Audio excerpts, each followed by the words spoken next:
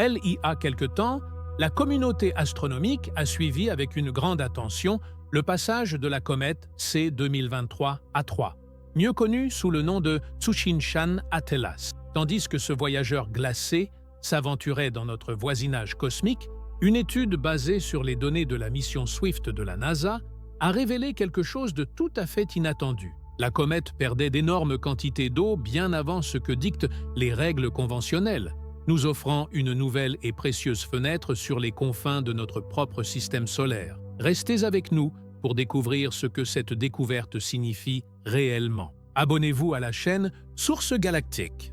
Aimez cette vidéo et dites-nous dans les commentaires quel fait vous a semblé le plus intéressant.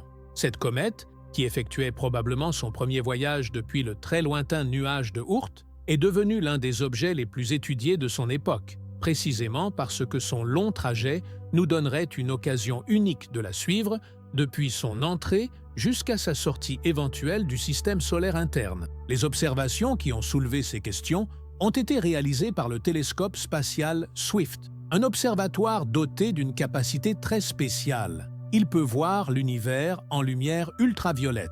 Pour nous, ici à la surface, cette lumière est pratiquement invisible, car notre atmosphère nous en protège, heureusement. Mais dans l'espace, Swift a une vision privilégiée. Grâce à elle, le 19 août 2023, les astronomes ont pointé le télescope vers la comète, et ce qu'ils ont trouvé était surprenant. Swift a détecté une signature indubitable d'eau. Pour être précis, il n'a pas observé les molécules de H2O directement. Ce qu'il a détecté, c'est son sous-produit, le radical hydroxyle, OH. Lorsque la lumière intense du Soleil frappe la vapeur d'eau libérée par une comète, elle brise les molécules, et l'hydroxyle résultant émet une lueur caractéristique dans le spectre ultraviolet. C'est l'empreinte digitale que les scientifiques recherchent. Et la trouver est cruciale. L'eau est le principal moteur de l'activité d'une comète. C'est le paramètre qui nous permet de mesurer et de comparer la vie de ces objets. En confirmant ce même signal chez Tsuchinshan Atlas, nous avons pu pour la première fois utiliser exactement le même étalon que celui que nous utilisons pour les comètes de notre système solaire et comprendre ce qui la rendait si spéciale. Ce qui rend cette comète si remarquable, c'est que cette perte d'eau a été détectée alors qu'elle était encore très loin, à 3 fois la distance entre la Terre et le Soleil. Cela représente environ 3 unités astronomiques, une région de l'espace bien au-delà de l'orbite de Mars, où les températures sont si basses que la glace d'eau reste normalement gelée et stable. Cependant, les données de Swift, traitées des mois plus tard, ont révélé que la comète expulsait de l'eau à un rythme impressionnant, 40 kg par seconde. Comment pouvons-nous visualiser cette quantité?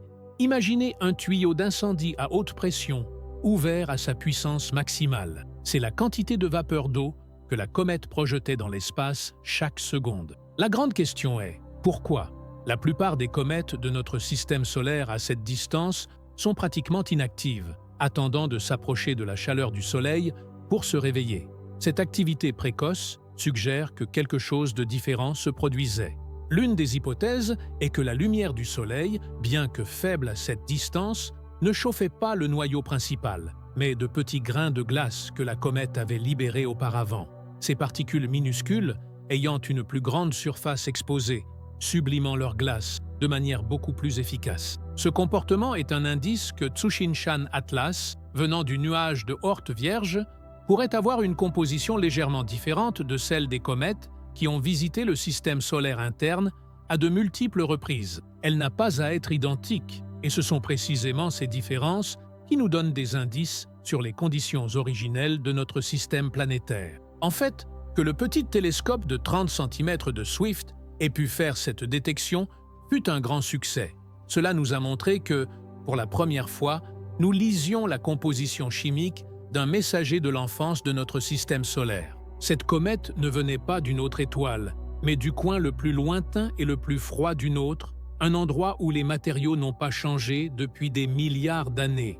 Et oui, bien sûr, cela nous fait réfléchir à l'abondance de l'eau dans l'univers. Pendant son voyage, il y a eu une période où nous avons perdu de vue la comète, lorsqu'elle est passée derrière le Soleil de notre point de vue terrestre, le 29 octobre 2024. Ce n'était ni un mystère ni une conspiration, mais un simple effet de la géométrie orbitale. Une fois qu'elle est réapparue, les télescopes se sont à nouveau tournés vers elle, impatients de comparer l'activité avant et après son approche maximale du Soleil.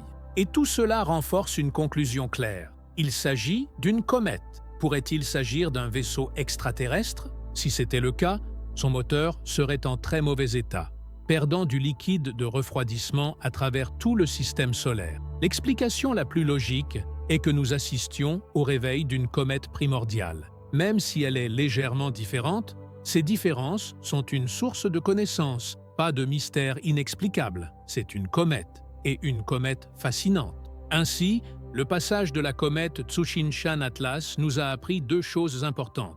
Que les visiteurs du nuage de Oort peuvent être étonnamment actifs à de grandes distances, et que grâce à des observatoires spatiaux comme Swift, nous pouvons analyser la chimie de ces voyageurs glacés avec un détail incroyable, ouvrant une fenêtre sur le passé lointain. Abonnez-vous à Source Galactique, aimez et partagez cette vidéo.